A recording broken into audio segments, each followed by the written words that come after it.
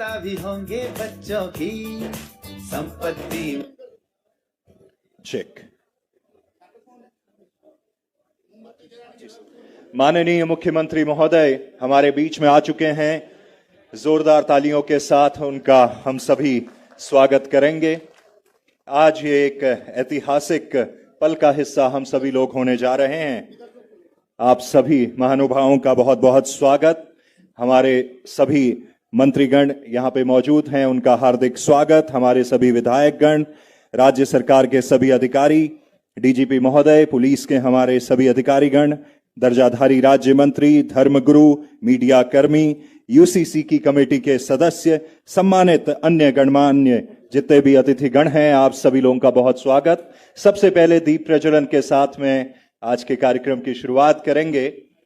ये एक ऐतिहासिक पल हमारे बीच में है जिसका इंतजार हम सभी को था, और ये नववर्ष की बेला कल 26 जनवरी और आज 27 जनवरी में एक इतिहास का ऐतिहासिक पल का हिस्सा हम सभी लोग होने जा रहे हैं।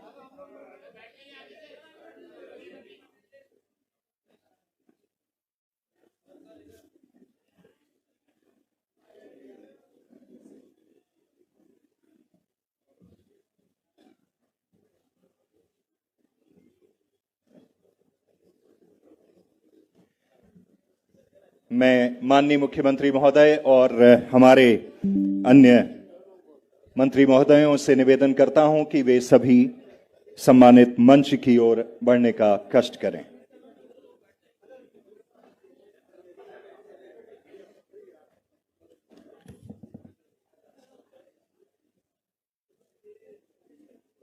समान नागरिक संहिता यूसीसी आज आपके सामने ऑफिशियल तौर पे पहुंचने जा रही है। मुख्य सेवक सदन में इस वक्त आप और हम सभी लोग यहां पे मौजूद हैं। मैं सीएस मैम से निवेदन करूंगा कि वे भी मंच पे पधारने का कष्ट करें।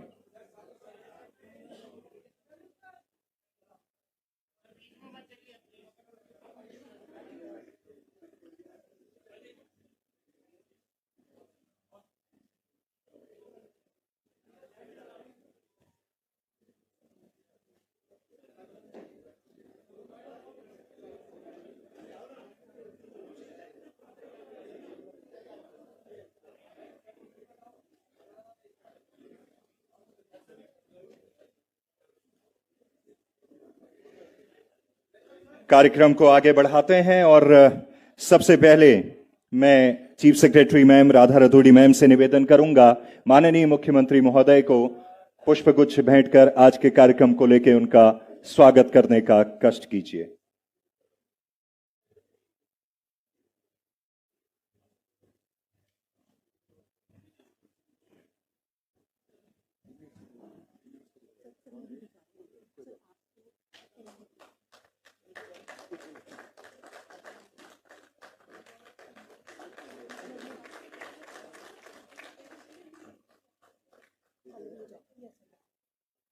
अब मैं शैलेश बोगली सर से निवेदन कर रहा हूं कि सबसे पहले हमारे बीच में महेंद्र भट्ट जी मौजूद हैं। माननीय सांसद महोदय आपको पुष्पगुच्छ भेंट कर उनका स्वागत करेंगे। अब मैं आपसे निवेदन कर रहा हूं, माननीय सांसद नरेश बंसल जी हमारे बीच में मौजूद हैं, आप उनका स्वागत करेंगे। उसके बाद आपसे निवेदन है गणेश जोशी जी, माननीय मंत्री महोदय का आप स्वागत करेंगे।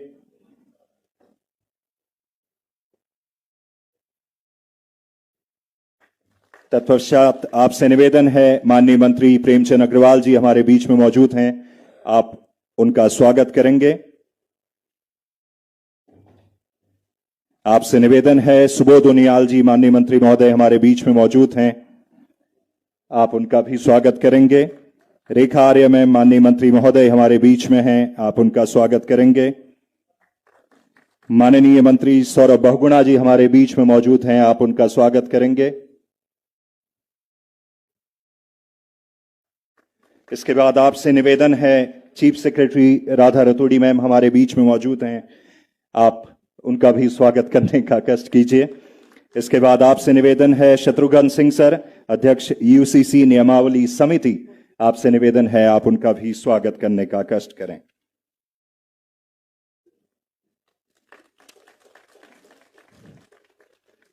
तो जैसा कि मैंने आपको बताया कि ये एक ऐतिहासिक पल जिसका हिस्सा हम सभी लोग यहाँ पे हो रहे हैं, और सबसे पहले स्वागत संबोधन के लिए आपकी जोरदार तालियों के साथ स्वागत कीजिए श्रीमती राधा रतूड़ी मैम, मुख्य सचिव उत्तराखंड सरकार का।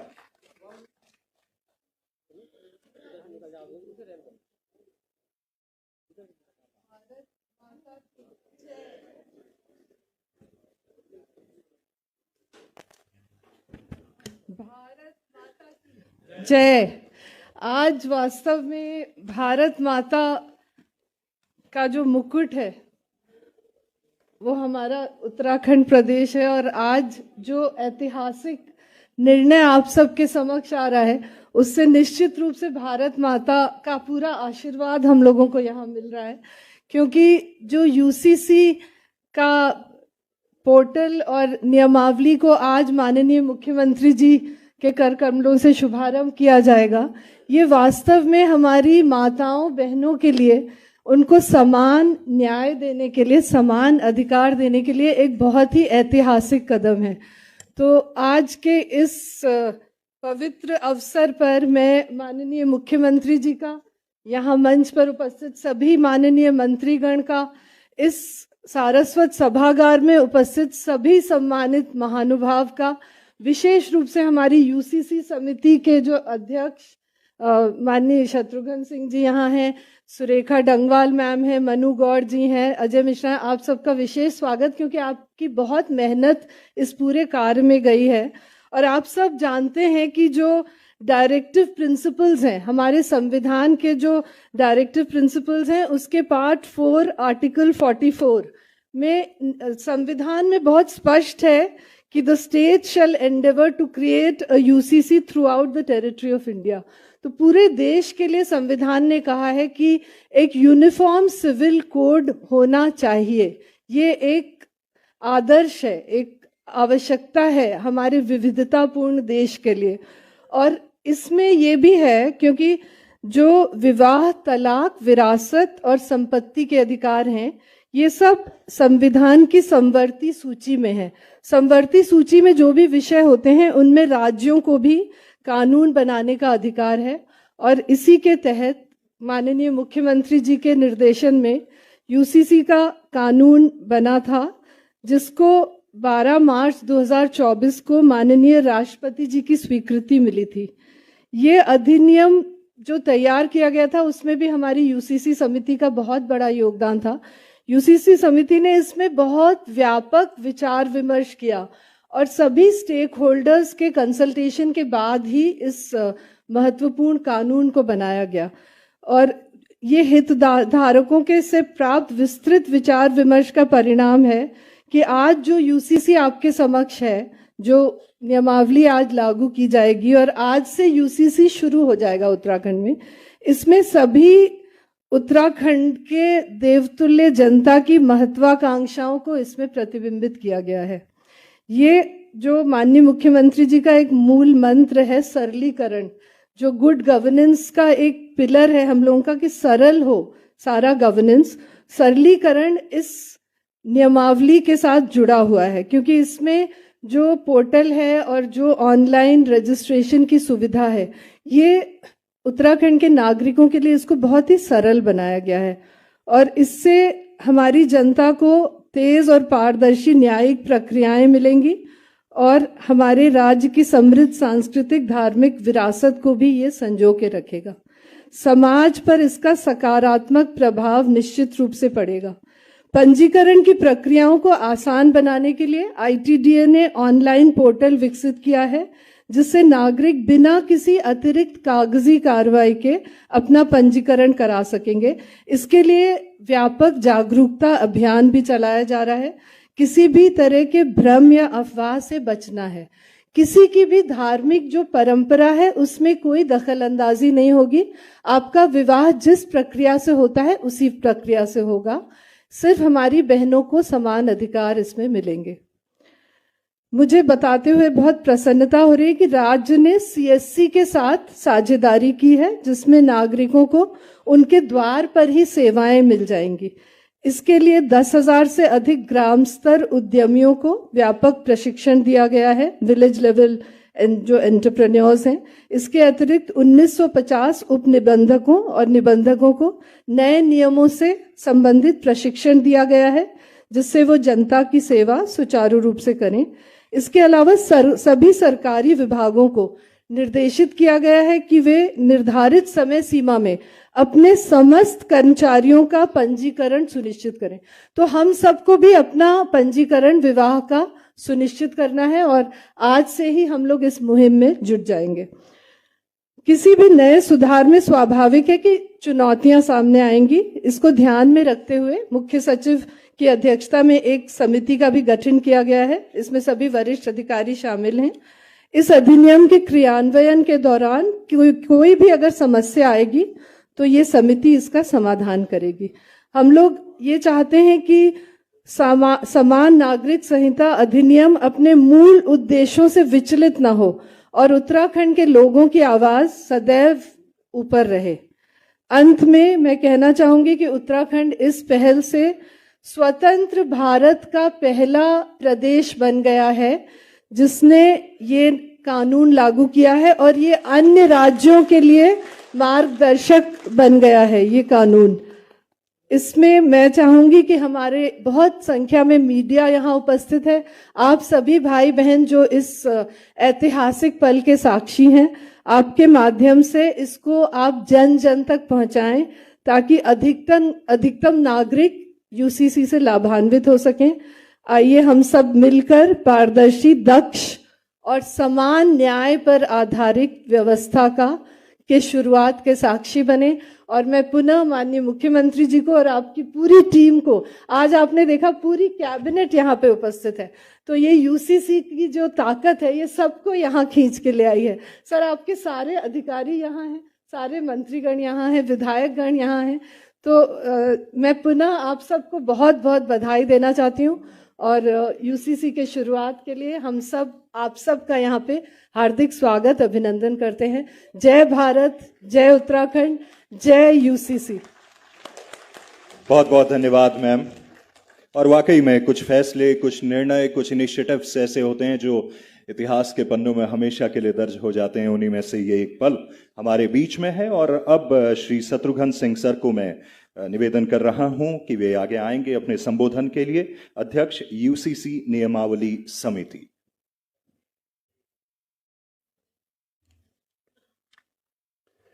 माननीय मुख्यमंत्री जी, मंच पर आसीन माननीय सांसदगण, माननीय मंत्रीगण, मुख्य सचिव महोदया, सामने बैठे शासन के आला अधिकारी, माननीय विधायकगण और सम्मानित नागरिकगण,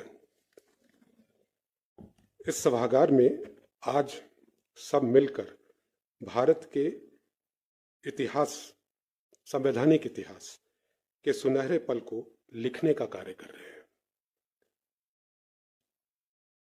कल देश के गणतंत्र बनने के 75 वर्ष पूर्ण होने का हमने उत्सव मनाया और जिस संविधान की नींव पर यह गणतंत्र खड़ा हुआ, उसी संविधान के अंतर्गत बुने गए एक बेहद संवेदनशील स्वप्न को मूर्त रूप देने का आज हम पुनीत कार्य कर रहे हैं।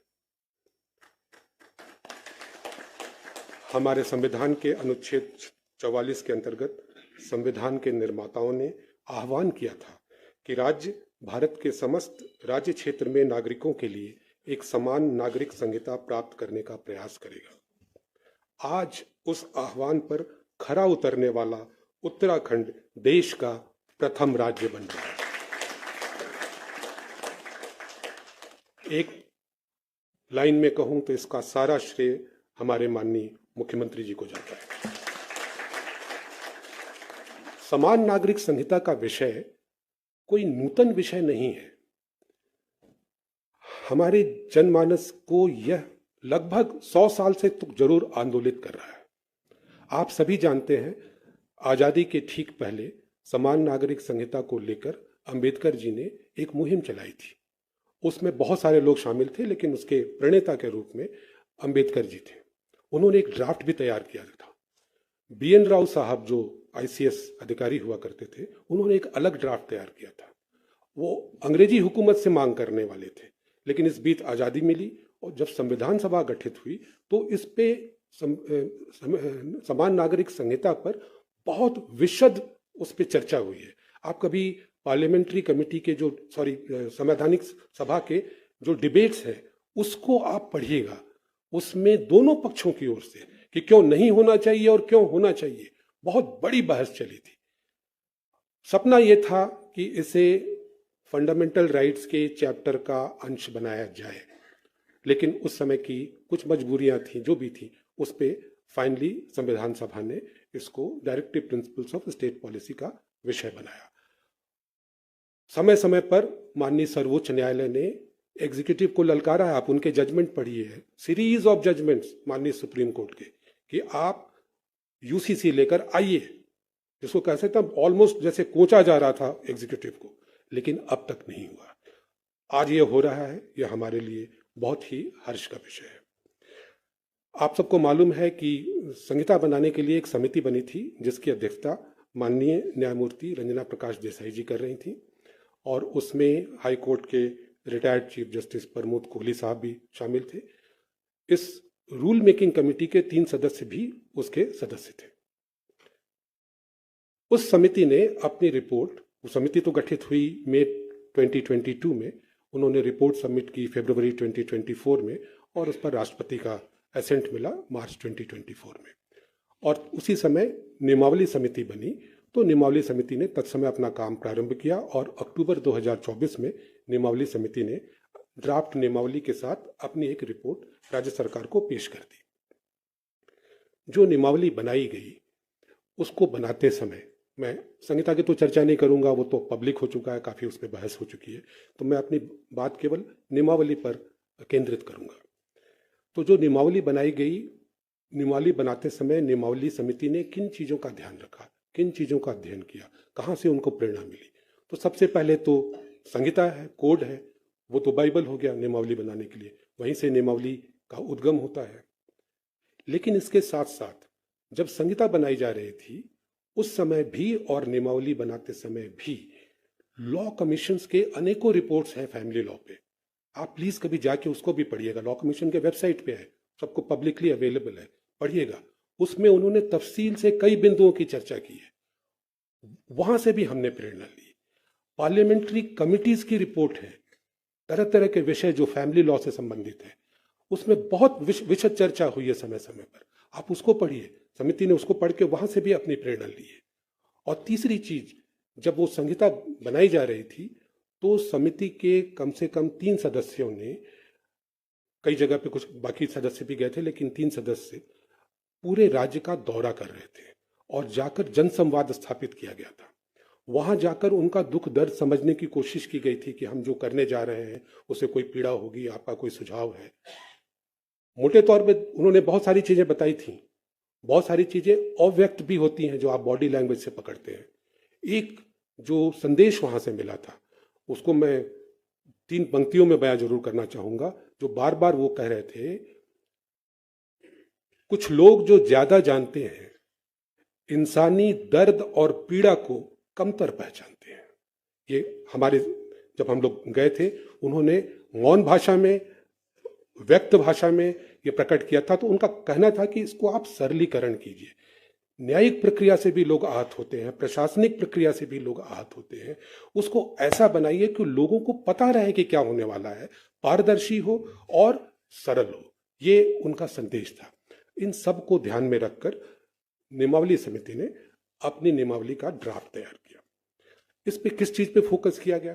नियमावली समिति ने जब नियमावली बनाई तो पहला फोकस था time bound delivery of services with transparency and accountability. ये एक मंत्र रहा हमारा, जिसमें हमने कहा कि सारी सर्विसेज टाइम बाउंड होंगी। तो आप देखेंगे कि जो रजिस्ट्रेशन का मामला है, जैसे शादी विवाह का रजिस्ट्रेशन ले लिए, लिव इन रिलेशनशिप के रजिस्ट्रेशन ले लीजिए, वहाँ ये सुविधा दी गई कि आप एप्लीकेशन जो देंगे वो सब रजिस्ट्रार को जाएगा, सब रजिस्ट्रार उस पर एक संक्षिप्त जांच करेगा। लेकिन ये सारी प्रक्रिया एक निर्धारित अवधि के अंतर्गत पूरी की जानी होगी। समिति ने तो शायद 15 दिन का समय रखा था, लेकिन मुझे नहीं मालूम है जो अंतिम रूप से जो रूल आ रहा होगा, हो सकता है समय कुछ बदला हो, लेकिन एक निर्धारित अवधि के अंतर्गत उसका डिस्पोजल करना होगा। और यदि वो डिस्पोजल नहीं हो पाता है तो ऑटोमेटिकली स्केलेट हो जाएगा हायर लेवल पे। यदि सब रजिस्ट्रार ने 15 दिन पे नहीं किया, उस आदमी को कहीं जाने की जरूरत नहीं है, वो अपने आप रजिस्ट्रार के डैशबोर्ड में आ जाएगा। रजिस्ट्रार को 15 दिन में करना है। यदि रजिस्ट्रार ने भी 15 दिन में नहीं किया, अपने आप रजिस्ट्रार जनरल को चला जाएगा। रजिस्ट्रार जनरल को 15 दिन में करना है। कहने का मतलब है कि लोगों को कहीं जाने की जरूरत नहीं है। एक बार आप हमारे सिस्टम में आएगा तो सिस्टम आपका ध्यान रखेगी। तो ये, और इसमें उत्तरदायित्व का निर्धारण भी होगा। यदि आपने 15 दिन में नहीं किया तो उत्तरदायित्व के निर्धारण की भी व्यवस्था की गई। यह भी देखा गया कि जैसे शादी के रजिस्ट्रेशन का ही मामला लेते हैं, कभी कभी ना बहुत जल्दबाजी होती है लोगों को। जैसे उत्तराखंड का आदमी विदेश से आया, यहाँ शादी किया, वीज़ा लगवाने के लिए या पासपोर्ट बनवाने के लिए मैरिज के रजिस्ट्रेशन सर्टिफिकेट की जरूरत होती है। उनके लिए तत्काल सेवा की व्यवस्था की गई। उनसे कहा गया है कि टाइम को कट शॉर्ट किया जाएगा। 15 दिन की जगह हमने तो 3 दिन कहा था, अगेन रूल में कुछ और अवधि हो सकती है, लेकिन कम अवधि में उसको रजिस्ट्रेशन का सर्टिफिकेट मिल जाए, ये व्यवस्था की गई लोगों की सुविधा के लिए। अगेन ताकि उनको दिक्कत न हो। आप सबको मालूम है कि उत्तराखंड में वर्ष 2010 में मैरिज के अनिवार्य रजिस्ट्रेशन के संबंध में एक एक्ट लाया गया था। उससे सभी लोग आच्छादित थे। उसमें बहुत सारे लोगों ने अभी तक रजिस्ट्रेशन नहीं कराया गया। उनको एक विंडो ऑफ अपॉर्चुनिटी दी गई।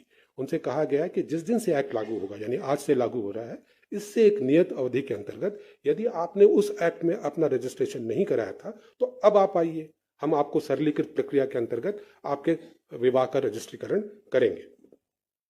इसी प्रकार से हम सभी जानते हैं कि मुस्लिम समुदाय में पॉलीगेमी की व्यवस्था रही है और आज से वो समाप्त होने वाली है। लेकिन जो लोग पॉलीगेमस रिलेशनशिप में ऑलरेडी हैं, आज के एक्ट के लागू होने के पहले, उनका भी रजिस्ट्रेशन होगा।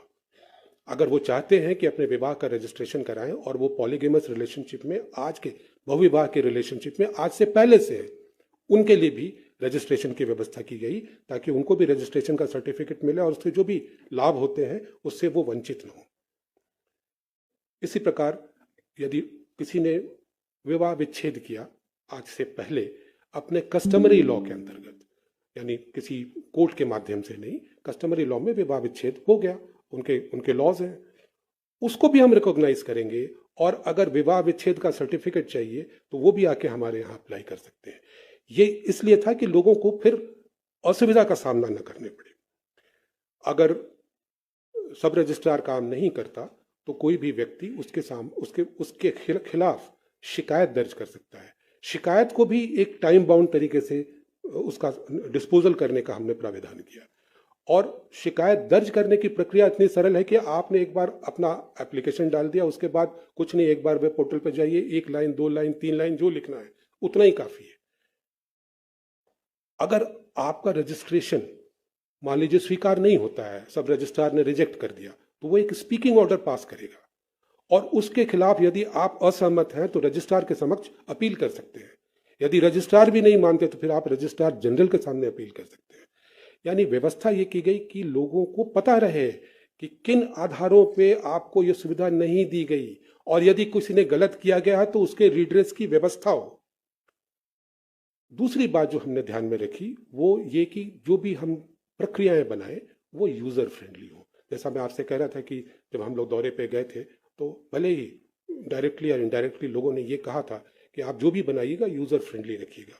तो अभी जैसा चीफ सेक्रेटरी साहिबा ने बताया कि वेब पोर्टल का डिजाइन किया गया, उस वेब पोर्टल के डिजाइन करते समय ये कोशिश की गई कि स्टेप बाय स्टेप लोगों को गाइड किया जाए, चाहे वो विल बनाना चाहे, चाहे लिव इन का रजिस्ट्रेशन करना चाहे, अगर वो आते हैं या अपने लीगल एयर्स का डिक्लेरेशन करना चाहे तो वो स्टेप बाय स्टेप बताएगा। वेबसाइट पे आप जाइए, एक एक करके बताते जाएगा, ये करते चलिए, लोगों को तकलीफ ना हो। कोशिश ये की गई।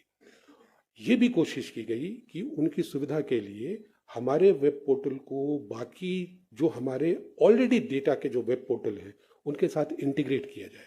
हमें याद है जब हम लोग शुरुआत में ये काम कर रहे थे तो यह दुर्वह कार्य लग रहा था, बहुत ही कठिन कार्य लग रहा था। UIDAI वाले इंटीग्रेशन करके देने को तैयार नहीं थे। रजिस्ट्रार जनरल जो सेंसस के हैं उनके यहाँ तैयारी नहीं थी। कारा का जो के साथ इंटीग्रेशन करना था उनके यहाँ तैयारी नहीं हो पा रही थी। हम लोगों ने एक एक के साथ इसको परसू किया। मुझे याद है कि उस समय UIDAI के जो चीफ थे अमित अग्रवाल साहब, अब सेक्रेटरी हैं भारत सरकार में, उनसे वो मेरे शिष्य निकल गए। इसी प्रकार से जो रजिस्ट्रार जनरल सेंसस के वो मेरे बहुत पुराने मेरे प्रोबेशनर निकल गए। तो व्यक्तिगत संबंधों का फायदा उठाकर, इंस्टीट्यूशनल संबंधों का फायदा उठाकर कोशिश की गई कि जल्द से जल्द उसका इंटीग्रेशन हो। आज नीतिका मुझे बता रहे थे कि वो इंटीग्रेशन वगैरह काफ़ी हद तक 90% 95% हो चुका है। बहुत ही खुशी की बात है। तो वहाँ से जो डेटा है अगर आप भर रहे हैं तो बहुत सारे डेटा तो वहीं से कैप्चर होके आ जाएंगे। आपको कुछ करने की जरूरत नहीं है, आपने अपना नाम डाला, उन सब चीज़ों से इंटीग्रेटेड है, डेटा आपका कैप्चर होके आ गया। बहुत सारी चीज़ें, और जो नहीं है वो आपको भरने की सुविधा होगी। जैसा आप देख रहे हैं कि अगर ऐसा करते, जब हम ये काम करेंगे तो हम राज्य के लिए एक बहुत ऑथेंटिक और बड़ा डेटाबेस बनाने जा रहे हैं। मुझे बताया गया है कि राज्य में एक पहल की गई थी परिवार रजिस्टर का डेटाबेस तैयार करने की। उसमें कुछ कठिनाइयां भी आई थी, कितना काम हुआ मैं पर्सनली तो नहीं जानता, लेकिन मैं आपको ये बताना चाह रहा हूं कि अगर ये डेटाबेस बन गया तो इस प्रकार के किसी रजिस्टर की जरूरत ही नहीं पड़ेगी। बहुत महत्वपूर्ण है कि इस डेटाबेस में पहले 6 महीने में जम के काम किया जाए, और इसीलिए पहले 6 महीने में जब इसका इम्प्लीमेंटेशन होगा, मैं आप लोगों से, राज्य सरकार के सभी अधिकारियों से जो इस काम को करेंगे, उनसे करबद्ध प्रार्थना करता हूं कि कृपया इसको सक्सेसफुल बनाइए, अपनी पूरी ताकत इसमें झोंकिए। अगर आप कर देंगे तो बाकी किसी डेटाबेस की जरूरत नहीं, आपके पास ऑलमोस्ट रियल टाइम डेटाबेस होगा। एग्जैक्टली रियल टाइम तो नहीं कहूंगा, ये कह सकते हैं अप टू डेट डेटाबेस होगा, जो समय समय पे अपडेट होता रहेगा। लोगों को सुविधा मुहैया कराने के लिए हमने ये भी किया, जैसे हम कह रहे हैं ना रियल टाइम डेटा रहेगा, तो लोग अपने डेटा को अपडेट भी कर सकते हैं। यदि आपका शादी हो गई, आपका रजिस्ट्रेशन हो गया, आपके परिवार में एक बच्चा पैदा हुआ, उसको आप इसमें एंटर करना चाह रहे हैं कि कल को सक्सेशन के मामले में उसे दिक्कत ना आए, आपके पास सुविधा है, आप जाके उसको अपडेट कर दीजिए। वो कुछ जो वेरिफिकेशन होता है, मुश्किल से 2-3 मिनट का टाइम होता है, आपका वेरिफिकेशन हो जाएगा और वो उसकी एंट्री हो जाएगी। केवल उसके बर्थ सर्टिफिकेट की जरूरत पड़ेगी, वो आप अपलोड कर दीजिए या एंटर कर दीजिए। अब जब डेटा की बात आती है तो एक प्रश्न ये भी उठता है कि डेटा का एक्सेस कैसे हो आम जनों के लिए। जैसे मेरी शादी हुई, मेरा डेटा तो कैप्चर हो गया, मैं तो उसमें मेरा एक एंट्री हो गई, लेकिन अगर कोई दूसरा आदमी है जिसका कोई डेटा इसमें नहीं है, फिर भी वो देखना चाहता है डेटाबेस, ऐसा करते समय ये भी ध्यान रखना होगा कि डेटा की प्राइवेसी बनी रहे, लोगों की निजता भंग न हो। आरटीआई में जो प्रोविजन है 81J में, सेक्शन 81J कहता है कि जो निजी सूचनाएं हैं वो आप किसी थर्ड पार्टी से आप उसको डाइवल्ज नहीं कर सकते, नहीं बता सकते, उसका ध्यान रखा गया। जो डेटा एक्सेस को तो हमने सरल बनाया कि आप वेब पोर्टल पे जाइए और डेटा एक्सेस करने की कोशिश कीजिए। किसको? हमने डेटा को 2 रूप में बांटा, एक ओपन एक्सेस डेटा और दूसरा रेस्ट्रिक्टेड डेटा। ओपन एक्सेस का जो डेटा होगा, मिसाल के तौर पे किसी पर्टिकुलर अवधि में किसी पर्टिकुलर एरिया में कितनी शादियां हुई या कितने लोग लिव इन रिलेशनशिप में, ये डेटा है, इसका व्यक्तिगत सूचना से कोई संबंध नहीं है। जब आप जाएंगे तो आप देखेंगे सीमलेस आपको डेटा अवेलेबल होगा, जिस फॉर्मेट में आप चाहेंगे अपने डेटा ले सकते हैं। आपको ये भी सुविधा होगी कि अगर उसका ऑथेंटिकेशन करना चाहते हैं तो हमारा सब रजिस्ट्रार एक प्रक्रिया है, उस प्रक्रिया के तहत उसको ऑथेंटिकेटेड डेटा अगर आप कहीं यूज करना चाहते हैं तो वो भी देगा। लेकिन जो निजी डेटा होगा, जैसे मैं हूँ, मेरी वाइफ किस धर्म को अपनाई हुई है, मेरे पुत्र क्या करते हैं, कितने पुत्र हैं, बाकी लोगों को जानने की जरूरत नहीं है, तो उसको हमने रेस्ट्रिक्टेड बनाया है। वहां भी हमने सुविधा क्रिएट करने के लिए कोशिश की है कि यदि जैसे लोग जब शादी विवाह करते हैं ना, तो एक दूसरे के बारे में जानकारी लेना चाहते हैं कि भाई इसकी पहले से कोई शादी तो नहीं हुई है, वो चेक करना चाहते हैं।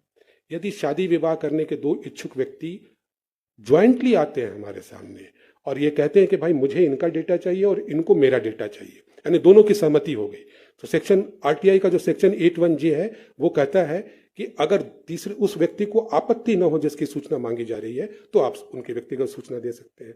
तो यहाँ उसको ध्यान में रखते हुए इन लोगों को सुविधा मुहैया कराई गई है कि यदि वो ज्वाइंटली आएंगे तो उसके डेटा को परख के दे सकते हैं, पुराना कोई लिव इन रिलेशनशिप रहा है या नहीं है, और कोई दूसरी बात तो नहीं है, चेक कर सकते हैं डेटाबेस से। हमने ये भी कोशिश की है कि जो नियमावली में जो पर्सनल रिलेशनशिप के मामले न्यायालय में जाते हैं, यदि वहाँ कोई विवाद होता है और उनके विचारार्थ कुछ मामला आता है, तो नियमावली समिति ने उस पर बहुत गहराई से जाकर बड़े विस्तार में उसकी प्रक्रिया को निर्धारित करने की कोशिश की थी। मेरे इल्म में लाया गया है कि शायद वो जो अंतिम रूप से जो नियमावली बनाई जा रही है उसमें शामिल नहीं है, लेकिन मुझे पता नहीं है नियमावली में क्या शामिल है और क्या नहीं शामिल है। इसलिए मैं केवल आपकी जानकारी के लिए इतना बताना चाहता हूँ कि उसमें समिति ने यह कोशिश की थी कि जब भी वैवाहिक विवाद मान लीजिए या लिव इन रिलेशनशिप का विवाद या कोई भी विवाद सामने आता है तो न्यायालय को क्या देखना है। मिसाल के तौर पर यदि शादी विवाह को अकृत किया जाना है, उसको नलिटी की जानी है, उसको वॉइड डिक्लेयर किया जाना है और उसमें एक ग्राउंड आता है कि भाई because of unsoundness of mind I want to declare this marriage void, मैं इस शादी को अकृत करना चाहता हूँ, चाहती हूँ क्योंकि मेरा जो साथी जीवन साथी है वो शुरू से ही मानसिक रूप से विक्षिप्त रहा है, हमें पता नहीं था। उस समय न्यायालय क्या देखेगी उसकी हमने विशद रूप में, जो मैं कह रहा था पार्लियामेंट्री कमेटी और सभी रिपोर्ट लोगों की विचार जानने के बाद उसमें व्यवस्था की थी। इसी प्रकार से लोग बताते हैं कि जो डिवोर्स का मामला होता है उसमें मेंटेनेंस एलिमोनी के संबंध में दिक्कतें आती हैं लोगों को, डिवोर्स का मामला तय होने में देर होती है क्योंकि पहले तो मेंटेनेंस ही तय करने में न्यायालय बैठ जाती है। तो हमने कोशिश की थी कि उसकी एक नियत प्रक्रिया निर्धारित कर दे जिसमें जब लोग आए तो उनको क्या कागज लाना है, तो उनके अपनी माली हैसियत के बारे में दोनों पार्टी को तुरंत बताना है, उसका तुरंत वेरिफिकेशन शुरू हो जाना है, कैसे होगा, इनकम टैक्स के कमिश्नर को उसमें लगाना है, जो बाकी सरकारी अमला है उसको उसमें लगाना है ताकि उसका वेरिफिकेशन जल्दी से जल्दी हो जाए, न्यायालय के सामने सारा डेटा हो ताकि उसको वो चेक कर सके। अगेन आई थिंक मेरे हिसाब से शायद जो मुझे जानकारी है इन सब चीज़ों को अंतिम इसमें नियमावली में नहीं रखा गया है, लेकिन इस पर भी कभी ना कभी सरकार को गौर करना चाहिए कि इस प्रकार की जो चीज़ें समिति ने सुझाव अपने नियमावली में किया था आगे आकर किस प्रकार से उसको मेन स्ट्रीम किया जा सकता है। ये भी हमने व्यवस्था की थी कि जो विवाद के मामले आते हैं वो पहले रिकंसिलिएशन के माध्यम से जाए, मीडिएशन हो, मीडिएशन किस प्रकार से किया जाए उसका खाका हमने खींचा था। अगर कोई व्यक्ति है जो अपने लीगल एयर्स डिक्लेयर करना चाहता है, क्या होता है कि जब सक्सेशन का मामला आता है, कोई व्यक्ति इंटेस्टेट बिना कोई वसीयत के, बिना कोई विल के उसका देहांत हो गया, तो उसके जो सक्सेसर्स होते हैं उसको अपना सक्सेशन सर्टिफिकेट लेने में पसीने छूट जाते हैं। तो हमने व्यवस्था की कि कोई भी व्यक्ति जीवित रहते हुए अपना एक डिक्लेरेशन कर सकता है लीगल एयर्स का, वो केवल डिक्लेरेशन होगा, यदि वो चैलेंज नहीं होता है तो सक्सेशन उसी के आधार पर निर्धारित हो जाना चाहिए जो स्कीम एक्ट में दिया गया है उसके अनुसार। तो इस बहुत सारी सुविधाएं हमने क्रिएट करने की कोशिश की थी, जिसमें से हो सकता है कुछ इसमें ना हो, लेकिन उस पर बाद में भी विचार हो सकता है। मैं सारी चीज़ें तो रूल्स की और एक्ट की यहाँ नहीं बता सकता, मैंने एक हिंट आपको दिया है कि किस प्रकार का प्रयास इस समिति द्वारा किया गया है।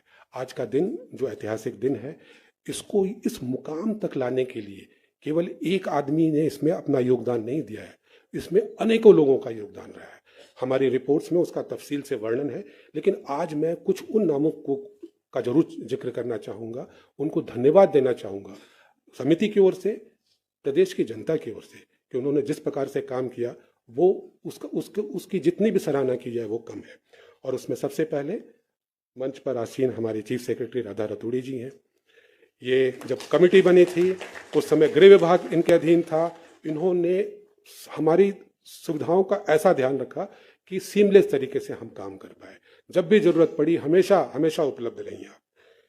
शैलेश बगौली जी जो अभी कहाँ है शैलेश जी, हाँ शैलेश जी जो अभी पुष्प गुच्छ दे रहे थे, इन्होंने इतना लग के इसमें काम किया है। और मैं बता रहा हूँ, मैंने व्यक्तिगत रूप से भी बोला है, प्रदेश को शैलेश आपसे बहुत बहुत आशा है, आप इसको बिल्कुल इम्प्लीमेंट कीजिए और बढ़िया से इम्प्लीमेंट कीजिए, आपका नाम बिल्कुल नेशनल और इंटरनेशनल लेवल पे आएगा। और आपने बहुत मेहनत से काम किया है, मैं उसका सम्मान करता हूं और उम्मीद करता हूं कि आप उसी तरह से इसमें जुड़े रहेंगे।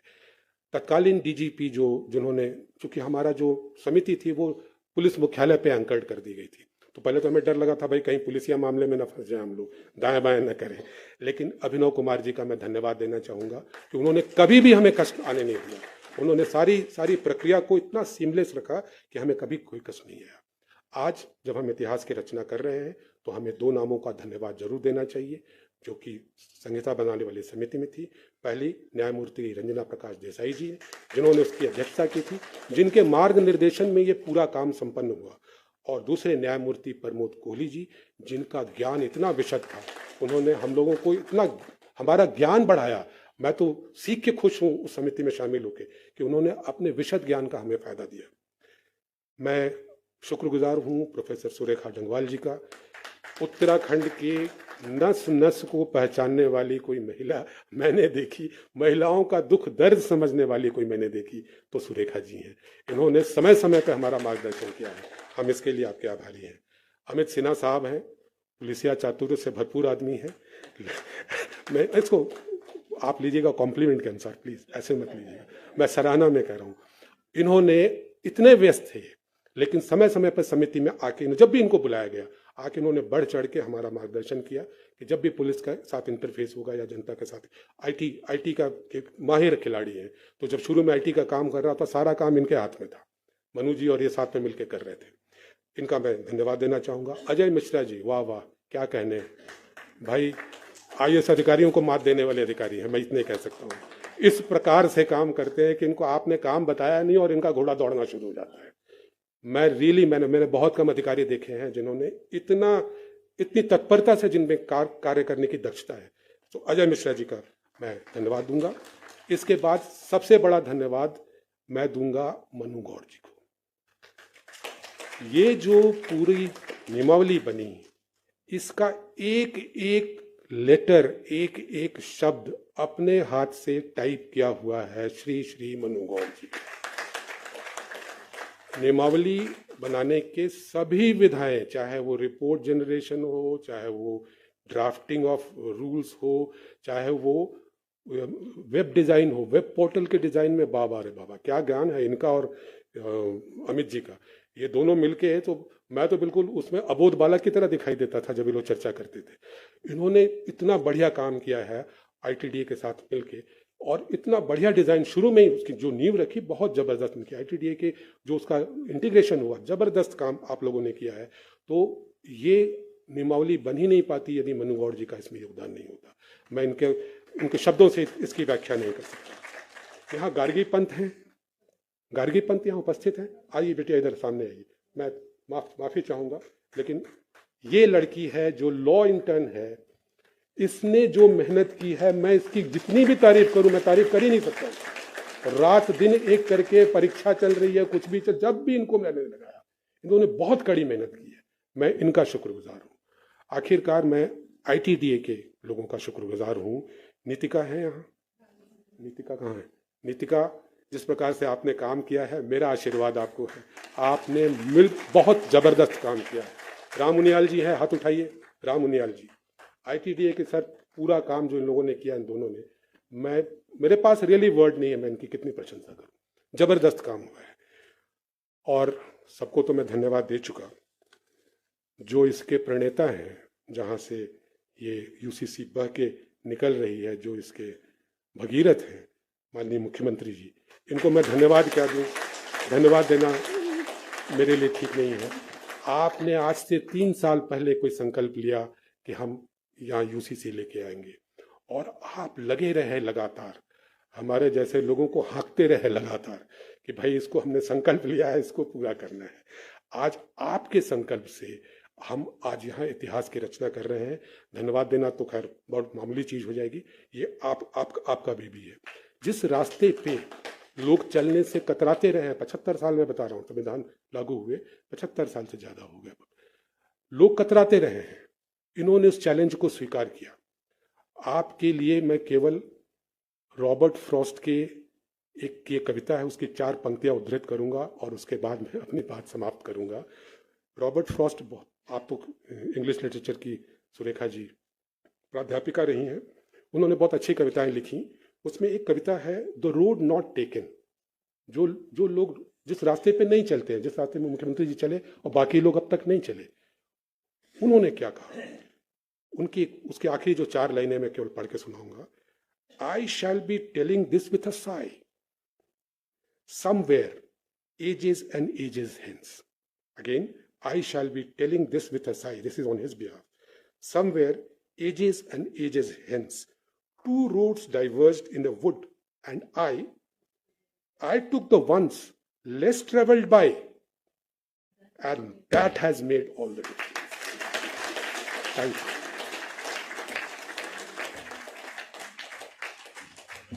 बहुत बहुत धन्यवाद सर। और वाकई में हम क्यों चलें उस राह पर जिस राह पर सभी चले, क्यों न चलें उस राह पर जिस पर कोई गया नहीं। और कार्यक्रम को आगे बढ़ाते हुए समान नागरिक संहिता की जो अधिसूचना है उसका अनावरण होना है रिमोट के माध्यम से। माननीय मुख्यमंत्री महोदय से मैं निवेदन कर रहा हूं, आपके सामने रिमोट रखा है।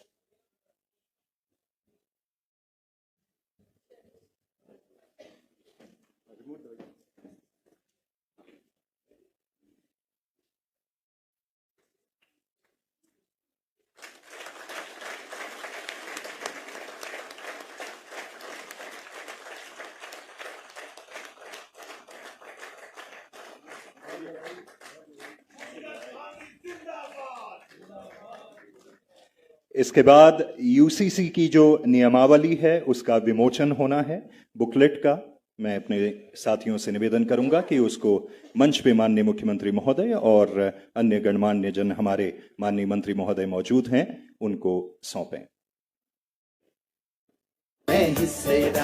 तो चलिए मिलकर यूनिफॉर्म सिविल कोड अपनाएं और देश हित में अपनी भागीदारी निभाएं। अधिक जानकारी के लिए विजिट कीजिए www.ucc.uk.gov.in। हम उत्तराखंड कहलाते हैं। समान नागरिक संहिता, समानता द्वारा समरसता। सूचना एवं लोक संपर्क विभाग उत्तराखंड द्वारा जनहित में जारी। प्रधानमंत्री श्री नरेंद्र मोदी जी के मार्गदर्शन और मुख्यमंत्री श्री पुष्कर सिंह धामी जी के कुशल नेतृत्व में देवभूमि उत्तराखंड बना न्याय की नई पहचान। यूनिफॉर्म सिविल कोड लागू कर उत्तराखंड बना देश का अभिमान। नमन करें उस धरती को जहाँ देव रमण को आते हैं। इतिहास बनाते हर दिन हम नित मार्ग नया दिखाते हैं। अरे राज्य निर्माण से राष्ट्र निर्माण को तत्पर हम उत्तराखंड कहलाते हैं। हम उत्तराखंड कहलाते। बहुत बहुत धन्यवाद। अब मैं माननीय मुख्यमंत्री महोदय से निवेदन करूंगा कि यूसीसी पोर्टल का शुभारंभ किया जाए। आपसे निवेदन है यूसीसी पोर्टल का शुभारंभ करने का कष्ट करें रिमोट के माध्यम से।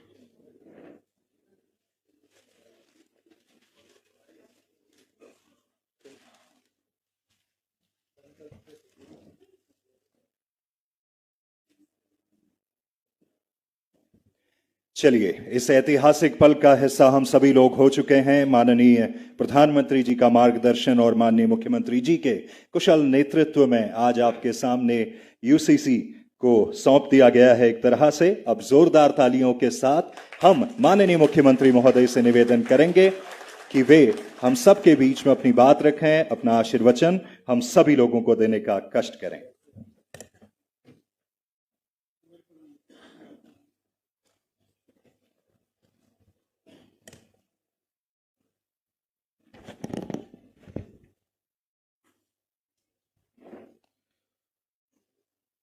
समान नागरिक संहिता आज लागू हो गई है। उसके बहुत ही ऐतिहासिक अवसर पर मंच पर आज इस कार्यक्रम में आसीन मेरे साथ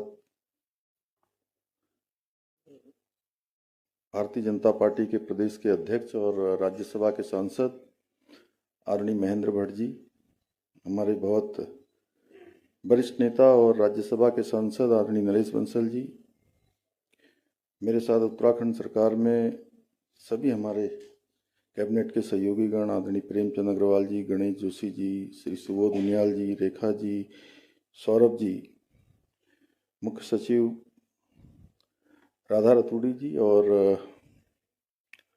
जो नियमावली बनी और ड्राफ्ट कमेटी बनी नियमावली बनाने वाली कमेटी के अध्यक्ष के नाते और ड्राफ्ट कमेटी के सदस्य के नाते हमारे राज्य के मुख्य सचिव श्री शत्रुघ्न सिंह जी, जिन्होंने बहुत विस्तार से मैं समझता हूं कि अभी और समय भी होता तो वो 2-3-4 घंटे अच्छे से बोलते हैं। इसमें आप सब लोगों ने ऐसा महसूस किया होगा। हमारे सभी आदरणीय विधायकगण, राज्य सरकार में हमारे सभी दायित्ववान सभी वरिष्ठ महानुभाव और ड्राफ्ट कमेटी और नियमावली कमेटी दोनों में ही जिन्होंने बहुत परिश्रम किया। अभी शत्रुघ्न सिंह जी ने बताया, प्रोफेसर सुरेखा डंगवाल जी और मनु गौड़ जी, सच में एक बार मैंने इनसे नहीं, इनकी श्रीमती जी से, बहन जी से पूछा एक दिन कि इनका वजन इतना बढ़ गया है। मुझे चिंता हुई इनकी, मेरे मित्र भी हैं, तो उन्होंने मुझे बताया कि रात में ये 1-1:30-2 बजे खाना खाते हैं। तो मैंने कहा क्यों? बोले वो रात तक जो है ऑफिस में बैठे रहते हैं, बाहर कुछ खाते नहीं हैं। तो आप अंदाजा लगा सकते होंगे कि कितना इन्होंने परिश्रम किया होगा। और अजय मिश्रा जी हमारे वहाँ दिल्ली में रेजिडेंट कमिश्नर का भी काम देखते हैं, उसके अलावा अनेक अन्य विभागों में भी देखते हैं। लेकिन उसके बाद भी मैं थोड़ा आज इन सब लोगों के बारे में थोड़ा बता दूं, क्योंकि आज ये हमारा ऐसा कार्यक्रम है कि सभी को जानकारी जरूर होनी चाहिए। वैसे तो आपने गागर में सागर भर दिया, लेकिन फिर भी मुझे लगता है कि मुझे भी बोलना चाहिए। तो इन्होंने भी जो है, चाहे हमारी इस कमेटी से संबंधित अनेक मीटिंगें दिल्ली में हों, पूरी कमेटी को उसका संयोजन करके सबको एक स्थान पर लाना हो, अनेक काम इन्होंने किए। और सच में आपने कम बोला, इससे भी ज़्यादा इन सब लोगों ने काम किया है। अमित सिन्हा जी ने भी इसमें जो है बहुत योगदान दिया, और जैसा आपने बताया आईटी से लेकर नियम बनाने में, नियमावली बनाने में अपना बड़ा योगदान सबने किया।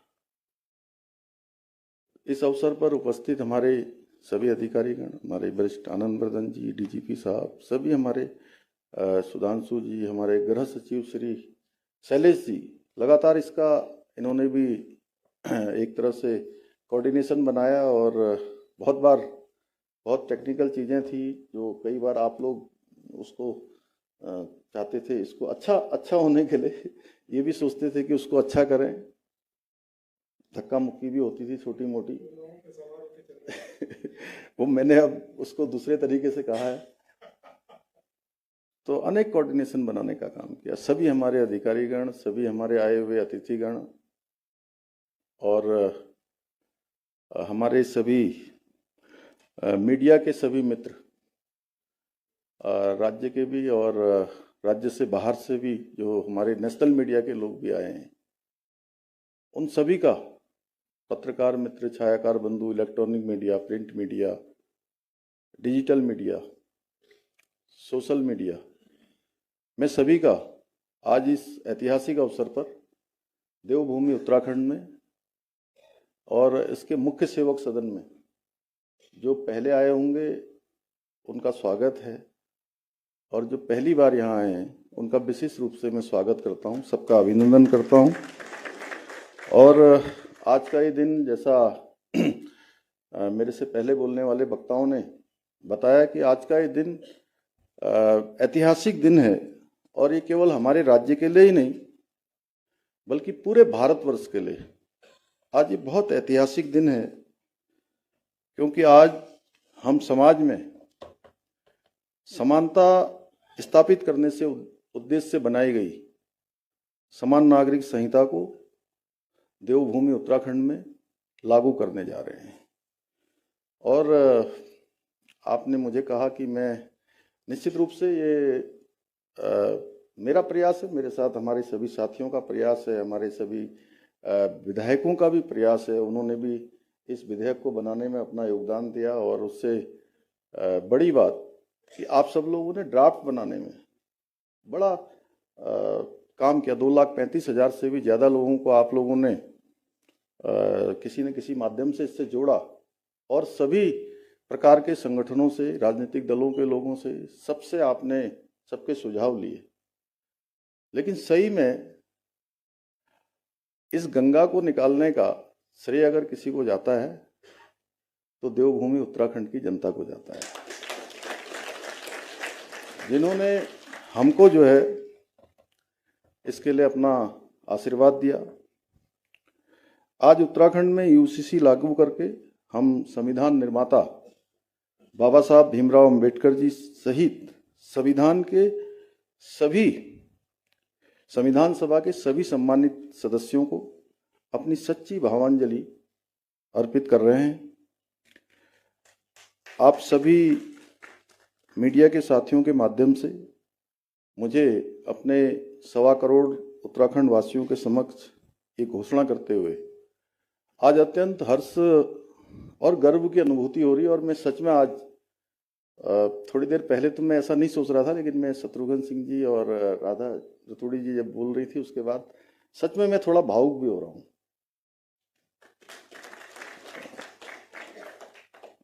कि इसी क्षण से आज उत्तराखंड में इसी क्षण से समान नागरिक संहिता पूर्ण रूप से लागू हो गई है और इसी क्षण से उत्तराखंड राज्य के समस्त नागरिकों के संवैधानिक और नागरिक अधिकार एक समान हो गए हैं और इसी क्षण से सभी धर्म की महिलाओं को समान अधिकार प्राप्त हो गए हैं। जो हम बार बार कहते थे कि देश की आधी आबादी का एक पूरा कानून है, तो ये पूरा कानून देवभूमि उत्तराखंड में लागू हो गया है। आज के इस अवसर पर मैं आदरणीय प्रधानमंत्री श्री नरेंद्र मोदी जी, आदरणीय गृह मंत्री श्री अमित शाह जी को भी समस्त उत्तराखंड वासियों की ओर से हार्दिक धन्यवाद देता हूं कि जिनके मार्गदर्शन में आज हम इस कानून को देवभूमि में लागू करने में सफल हुए हैं। साथ ही मैं इस कानून को धरातल पर उतारने में अपना महत्वपूर्ण योगदान देने वाले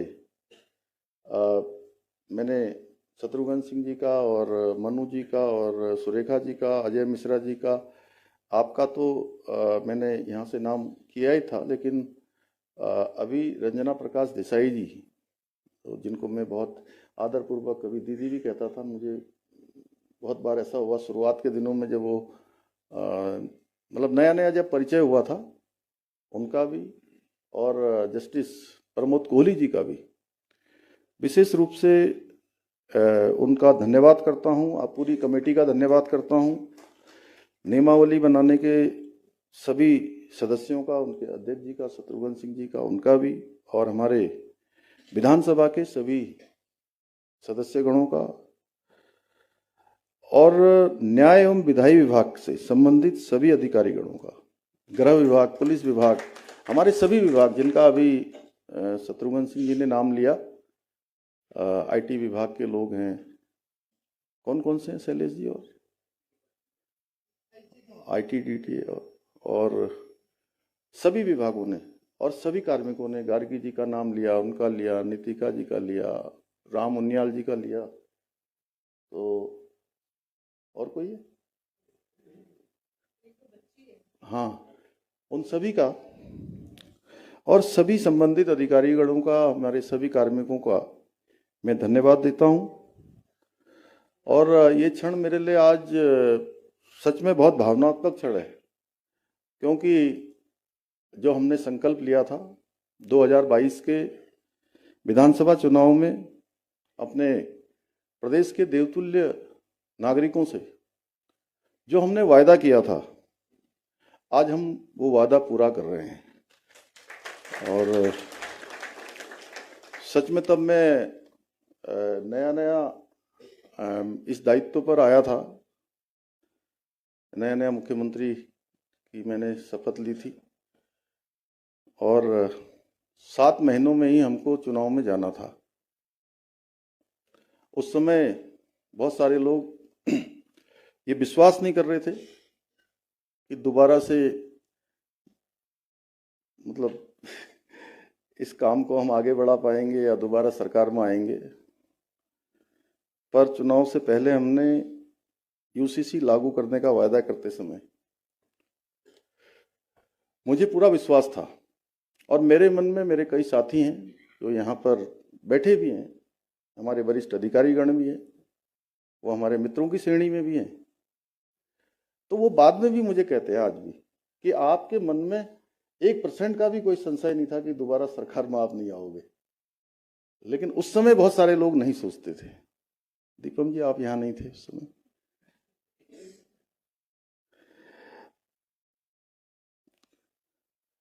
मुझे पूरा विश्वास था कि देवभूमि उत्तराखंड की जनता इस देवतुल्य कार्य में हमारा अवश्य साथ देगी, और हुआ भी यही।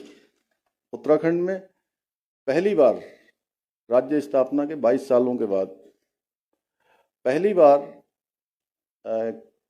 जो सरकार थी दोबारा वो सरकार आ गई। ये राज्य के अंदर एक राज्य में मिथक बना हुआ था। पहले एक परिपाटी थी कि हर बार सरकार बदल जाती है। क्यों रणवीर जी, आप तो मेरे साथ DIPR के डायरेक्टर थे उस समय, आपसे बेहतर कोई नहीं जान सकता है। थोड़ा हास्य विनोद भी हो जाए, क्योंकि आपकी बातें सुन के थोड़ा लोग जो है अभी हाँ नहीं, लास्ट में तो आपने उसको सरल बना दिया, जो सरलीकरण हमारा मंत्र है। लेकिन शुरुआत में थोड़ा सा मुझे लगता है कि दिमाग में जोर पड़ा होगा थोड़ा। मैं गलत तो नहीं कह रहा हूं? क्यों मुन्ना भाई साहब, आप तो बहुत हमारे संविधान के वो हैं। तो और हमने दोबारा जैसे ही हम सरकार में आए उसके पहले दिन से ही, क्योंकि हमने ये संकल्प लिया था हमारे प्रधानमंत्री आदरणीय मोदी जी के नेतृत्व में, जब हम उस चुनाव में गए थे तो हमने कहा था कि नई सरकार के गठन होते ही हम सबसे पहला एक काम करेंगे, हम देवभूमि उत्तराखंड में समान नागरिक संहिता लागू करने के लिए पहले दिन से काम करेंगे और पहला निर्णय हम वही लेंगे। और हमने पहला निर्णय वही किया था। हमने अपना काम प्रारंभ कर दिया और आज वो दिन आ गया, आ ही गया। लगभग 3 साल हो गए।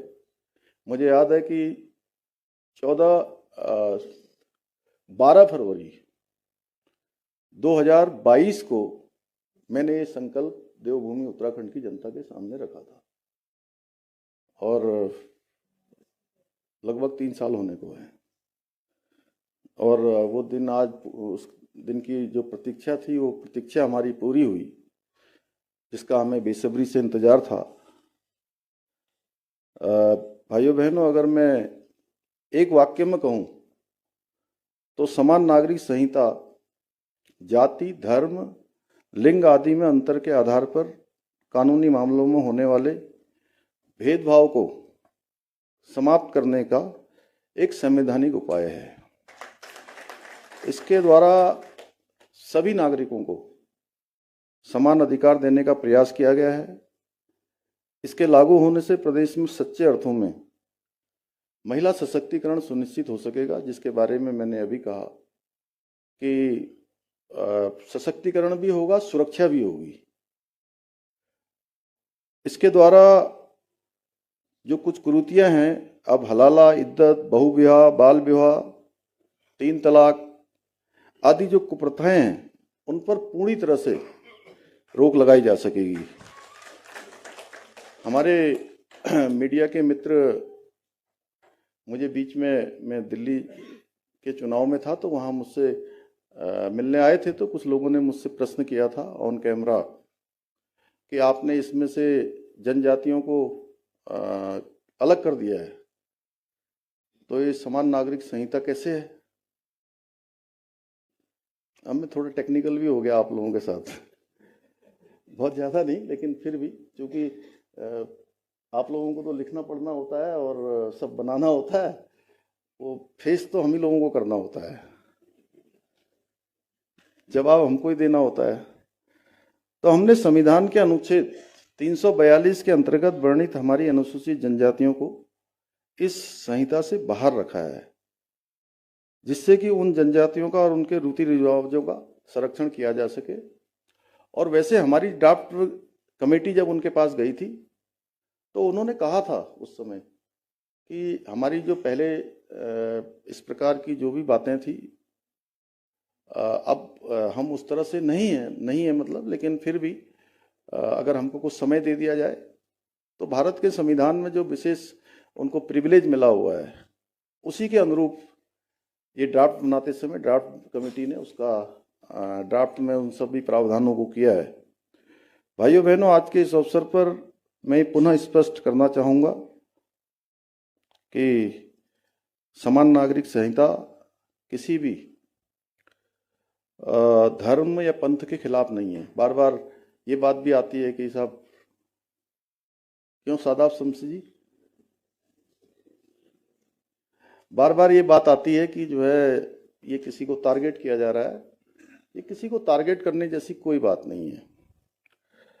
ये समाज की जो कुप्रथाएं हैं उनको मिटाकर सभी नागरिकों को समानता से समरसता स्थापित करने का एक कानूनी प्रयास है। और इस कानून के माध्यम से किसी भी धर्म की मूल मान्यताओं और प्रथाओं को नहीं बदला गया है, केवल कुप्रथाओं को दूर किया गया है।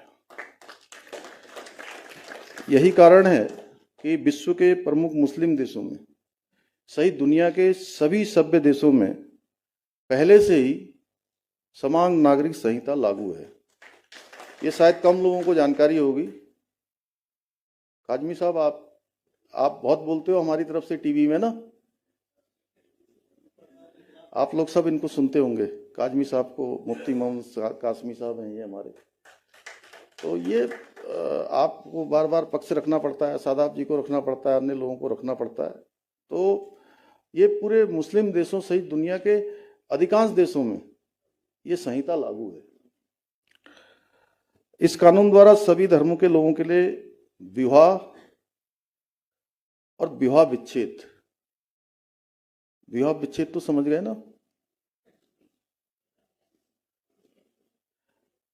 उसको डिफाइन तो नहीं करना है कोई आप लोगों को, भैया बाद में मत कहना, क्योंकि अभी अलग अलग से वो मैं नहीं बता पाऊंगा। मैं इसलिए ऐसे बोल रहा हूं कि आप लोग अपनी वो उसमें रख लीजिए, सब लोग मीडिया में। नहीं तो क्या होता है सौरभ जी, एक बार फिर एक को मतलब एक भी भाई ने लिया तो फिर मुझे जो है 2-3 घंटे जो है इसी में लग जाते हैं। आज चूँकि कल से राष्ट्रीय खेल भी प्रारंभ हो रहे हैं तो अभी उसमें भी पूरी रात तक काम करना है, सब लोगों को तैयारी करनी है। विनोद आप लोग तो मेजबान हैं यहाँ पे। तो विवाह विच्छेद एवं उत्तराधिकार आदि से संबंधित नियमों का, इन सभी नियमों को समान कर दिया गया है। जैसे सभी धर्म के लोग अपने अपने रीति रिवाज के अनुसार विवाह कर सकते हैं, इसमें कोई परिवर्तन नहीं किया गया है। कोई कह दे कि साहब जो है हम आनंद कारज करते हैं, हमारे मान साहब बैठे कहाँ गए हो हैं, तो आनंद कारज में कोई बदलाव नहीं, बल्कि आनंद कारज लागू किया है हमने तो इसमें।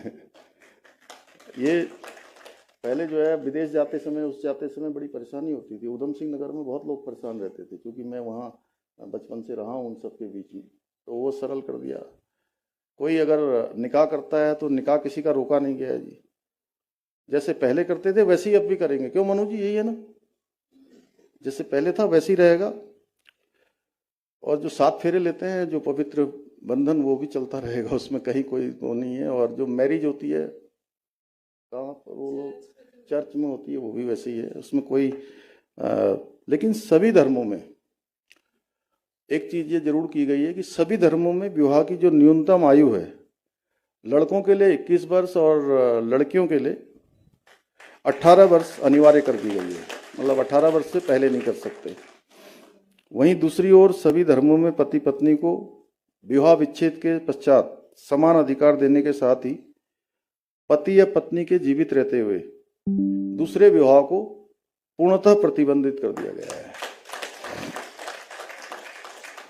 भाइयों बहनों, समान नागरिक संहिता में संपत्ति के बंटवारे और बाल अधिकारों के विषय में भी स्पष्ट कानून बनाए गए हैं। इन कानूनों के अंतर्गत सभी धर्म और समुदाय में बेटी को भी संपत्ति में समान अधिकार प्रदान कर दिए गए हैं। इसके साथ ही संपत्ति के अधिकार में बच्चों में कोई दिक्कत है? इसके साथ ही संपत्ति के अधिकार में बच्चों में भी किसी प्रकार का भेद नहीं किया गया है, अर्थात प्राकृतिक संबंधों के आधार पर जन्मे, सहायक विधियों द्वारा जन्मे या लिव इन रिलेशनशिप आदि संबंधों द्वारा जन्मे बच्चों को भी संपत्ति में बराबर अधिकार माना जाएगा। वहीं दूसरी ओर किसी भी व्यक्ति की मृत्यु होने के पश्चात उसकी संपत्ति को लेकर परिवार के सदस्यों के बीच किसी प्रकार के मतभेद की स्थिति उत्पन्न न हो, इसके लिए मृतक की संपत्ति पर उसकी पत्नी, बच्चों एवं माता पिता को भी समान अधिकार प्रदान किया गया है।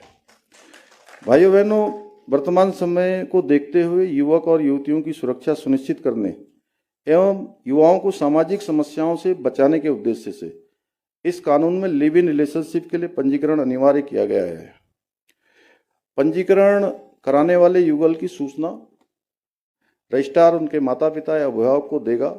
ये जानकारी पूर्णतः गोपनीय रखी जाएगी। इसके साथ ही लिव इन के दौरान जन्मे बच्चों को भी उस युगल का बच्चा ही माना जाएगा और उस बच्चे को जैविक संतान के समान समस्त अधिकार प्राप्त होंगे। इसके साथ ही इस कानून के माध्यम से जन्म एवं मृत्यु के पंजीकरण की भांति विवाह और विवाह विच्छेद दोनों का पंजीकरण भी किया जा सकेगा। हाँ, एक बात हमारे में मीडिया के मित्र बार बार ये एक प्रश्न और करते हैं कि ये लिव इन रिलेशनशिप में आपने उनके बेडरूम तक चले गए हैं, आपने उनकी निजता को समाप्त किया है। मैं बताना चाहता हूं कि हमारा उद्देश्य बिल्कुल भी किसी की निजता को समाप्त करना नहीं है। हमारा उद्देश्य केवल और केवल उनके जीवन की सुरक्षा सबसे पहली प्राथमिकता है, क्योंकि जब लिव इन रिलेशनशिप में जब वो रहते हैं तो बहुत आपस में उनका अच्छा संबंध होता है, लेकिन साथ में रहते हुए कई बार संबंध खराब हो जाते हैं और संबंध खराब होने के बाद मारपीट होती है, हिंसक घटनाएं होती हैं और बहुत बार इसमें हत्याएं भी हुई हैं। आप सबको दिल्ली का एक 2022 का एक केस हुआ था, श्रद्धा वालकर और आफ्ताब, जिसमें 300 लीटर के फ्रिज में श्रद्धा वालकर को काट के उसको डाल दिया गया था। इसलिए हमारा यह भी उद्देश्य है कि अब कोई भी श्रद्धा वालकर जैसी किसी भी बेटी के साथ, किसी भी बहन के साथ कोई आफ्ताब इस प्रकार की हैवानियत न कर सके, इसलिए हमने ये सब प्रावधान किए हैं।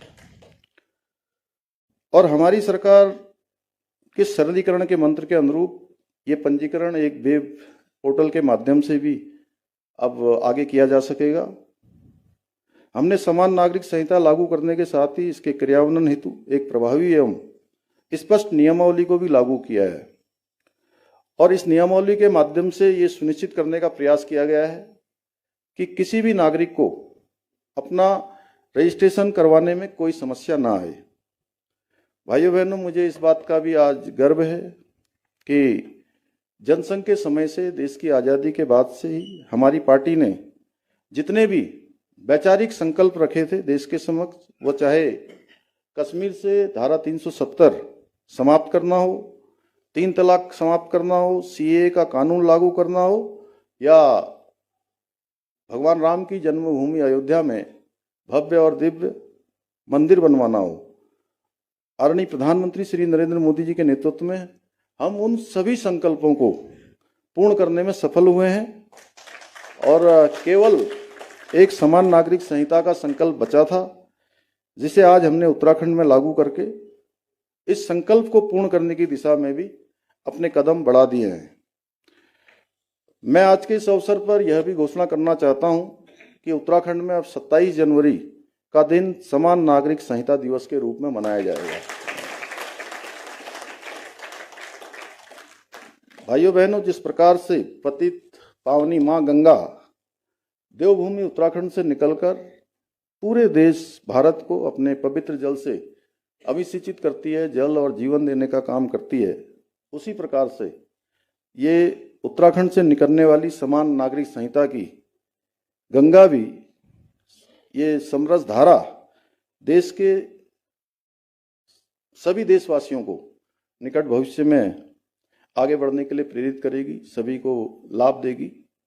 इन्हीं शब्दों के साथ एक बार फिर से मैं आदरणीय प्रधानमंत्री जी का और आदरणीय गृह मंत्री जी का हृदय से धन्यवाद करते हुए आप सबका, इतनी बड़ी संख्या में आप सब आए, आप सब लोगों ने भाग लिया और ध्यान से सारी बातों को सुना है, आपके माध्यम से जन जन तक जाएंगी। और मैंने आज ये भी कहा है कि राज्य के अंदर मुख्य सचिव महोदया बैठी हैं, राज्य के अंदर इसमें वाद विवाद की प्रतियोगिताएं हों, हमारे विश्वविद्यालय, विद्यालय, सभी जगह हमारा पुलिस डिपार्टमेंट, चूँकि डीजीपी साहब को मैंने बताया है कि वो भी इसमें इनिशिएटिव लेके सबको जो है बताएंगे कि आखिर चूँकि क्या है कि अब आज लागू हुआ है तो निश्चित रूप से सबको इसका लाभ मिलना है, अंततः जन जन का ये कानून बनना है, तो इसलिए हमको इस प्रकार के इनिशिएटिव भी लेने होंगे।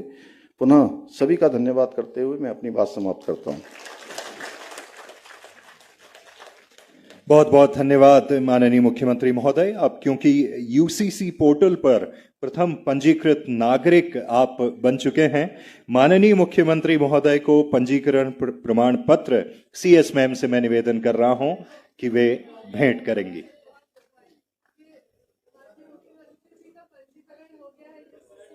एक बार जोरदार तालियां हो जाए। यह प्रथम पंजीकरण प्रमाण पत्र आप माननीय मुख्यमंत्री महोदय के हाथ में इस वक्त देख रहे हैं। और इसके बाद हमारे बीच में 5 नायक और नायिकाएं हैं जिन्होंने सबसे पहले पंजीकरण कराया है, तो माननीय मुख्यमंत्री महोदय के हाथों उनको सर्टिफिकेट्स दिए जाने हैं। सबसे पहले निकिता नेगी रावत, निकिता नेगी रावत, तो ये हमारी नायिका जिन्होंने सबसे पहले पंजीकृत किया है खुद को।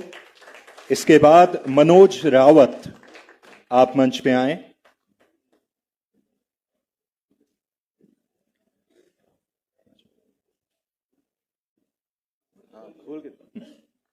इसके बाद अंजना रावत,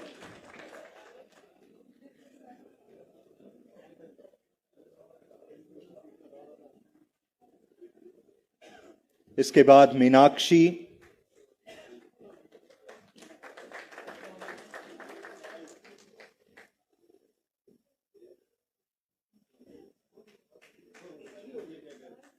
इसके बाद अंजलि जी,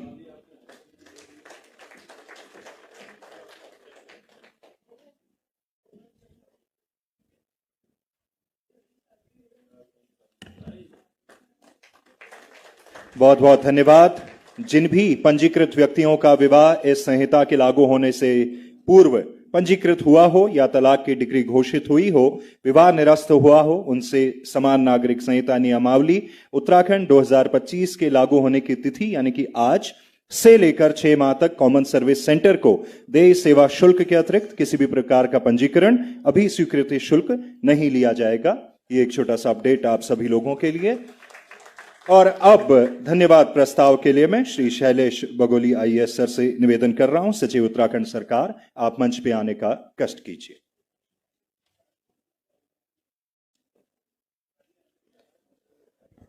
धन्यवाद। आज के दिन समरसता और समानता के नए युग के इस शुभारंभ के अवसर पर सबसे पहले मैं इस पूरी सोच के प्रणेता श्री हमारे माननीय मुख्यमंत्री जी श्री पुष्कर सिंह धामी जी का मैं हार्दिक धन्यवाद देना चाहता हूं कि आपकी सोच से, आपके गाइडेंस से ही ये पूरा जो पहले नागरिक संहिता बनी, उसके बाद नियमावली बनी, फिर पोर्टल वगैरह की कार्रवाई भी इसमें हुई, ये सब हमने काम किया है। सर, आपका इस मार्गदर्शन के लिए और पूरे गाइडेंस के लिए आपका बहुत बहुत धन्यवाद। आज हमारे बीच में यहाँ पर उपस्थित माननीय सांसद श्री नरेश बंसल जी, माननीय सांसद श्री महेंद्र भट्ट जी, समस्त मंचासीन हमारे माननीय मंत्रीगण, समस्त हमारे उपस्थित आदरणीय माननीय विधायकगण, मुख्य सचिव महोदया, यूसीसी नियमावली समिति के माननीय अध्यक्ष जी और सभी सदस्यगण, हमारे बीच में उपस्थित एसीएस साहब, डीजीपी साहब, प्रमुख सचिव साहिबान, सभी हमारे सचिवगण, और हमारे अपर सचिव साहिबान, पुलिस मुख्यालय से आए हुए हमारे सभी एडीजीज, आईजीज, न्याय विधायी विभाग के अधिकारी, आईटीडीए के अधिकारी, गृह विभाग के समस्त अधिकारी, सूचना विभाग के अधिकारी, जिन्होंने बहुत बड़ा योगदान इस नियमावली को बनाने में, इस पोर्टल को बनाने में दिया। आप सब लोगों का मैं धन्यवाद देता हूं। समस्त हमारे माननीय जितने सम्मानित पत्रकार बंधु उपस्थित हैं यहाँ पर और मीडिया के साथी उपस्थित हैं, आप सब लोगों को भी मैं बहुत बहुत धन्यवाद देना चाहता हूं। और यहाँ पर उपस्थित अन्य समस्त देवियों और सज्जनों को भी मैं बहुत बहुत धन्यवाद देता हूं कि आज आप लोग यहाँ पर आए और इस समरसता और समानता के नए युग के शुभारंभ के साक्षी बने। पुनः आप सभी लोगों का बहुत बहुत धन्यवाद। Thank you so much sir. और आप बाकी लोगों से निवेदन है कि आप ucc.uk.gov.in पर जाकर अधिक जानकारी प्राप्त कर सकते हैं और इसके पश्चात आप सभी लोगों के लिए भोजन की व्यवस्था बाहर की गई है। बहुत बहुत धन्यवाद।